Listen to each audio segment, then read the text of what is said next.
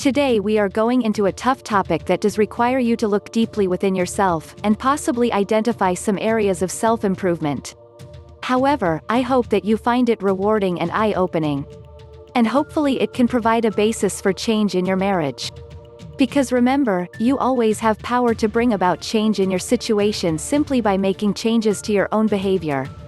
As said by H. Jackson Brown Jr., never underestimate your power to change yourself. Never overestimate your power to change others. And this is just as true in your marriage, as in any other area of your life. So let's begin from the start.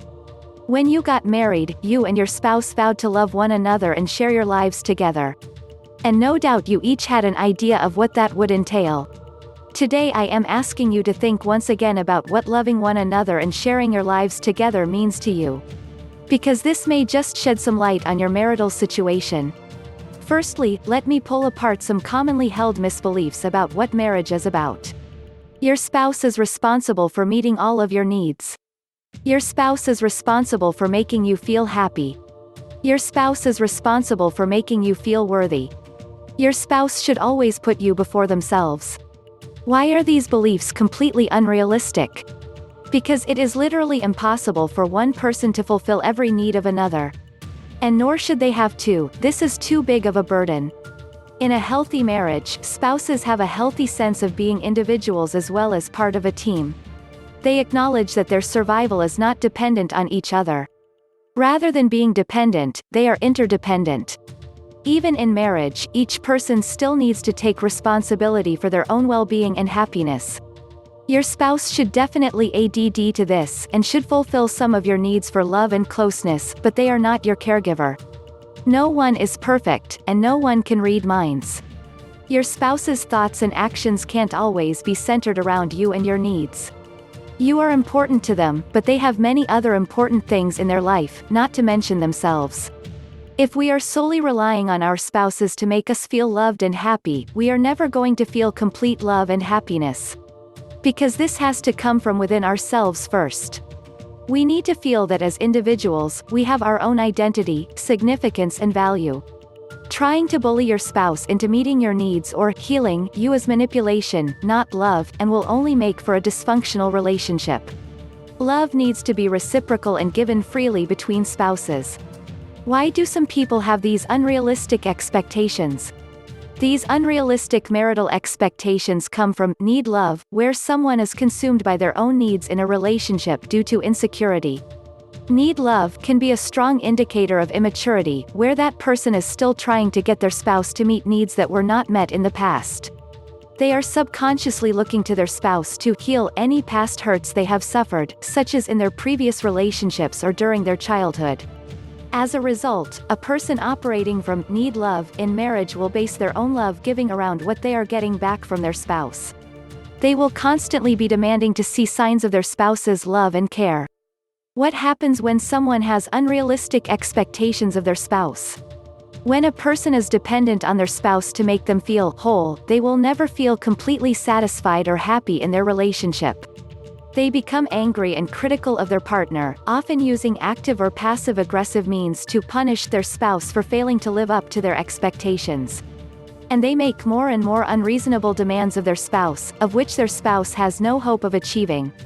As a result, their spouse feels inadequate, unappreciated, unloved and defensive. Because the needy spouse is so busy feeling hurt about their needs not being met that they are completely ignoring their spouse's needs. Eventually, the spouse can't take the pressure or criticism anymore and their love dies. The dependent behavior of their spouse literally drained their emotional resources dry. So they call it quits, leaving the needy spouse as left in a considerable amount of pain, sometimes oblivious to the fact that it was their own destructive behavior that drove their spouse away. Which is the exact opposite of what they were wanting to achieve. It's a vicious cycle that needs to be stopped in order for a marriage to be saved. How you can break the cycle and grow as a spouse: take a long hard look at how you are treating your spouse. Are you showing love and making them feel appreciated? If not, start showing appreciation for all the great things your spouse does, and stop criticizing. And before you draw any conclusions about your spouse's behavior, always look at your own behavior and what you have the power to change first. If you have identified ways in which you have not been treating your spouse with love, respect and appreciation, apologize to your spouse for this, as hard as it may be. Your spouse may be deeply touched to see that you have finally acknowledged this destructive behavior and are wanting to make a change. For steps on how to apologize, see how to say "I'm sorry" and really mean it. In future, communicate your desires and needs clearly to your spouse, so they actually understand what you are wanting, rather than making them guess all the time. However, make sure that these requests are reasonable and are able to be fulfilled. Put your needs out there, but do not expect your spouse to meet every need. Ask rather than demand. Start trying to meet more of your spouse's needs. A great book to check out is Gary Chapman's The 5 Love Languages. This book explains how often couples never realize that they may have different love needs to each other. It will help you to identify the ways that your spouse most wants to be loved, and the ways that you most want to be loved.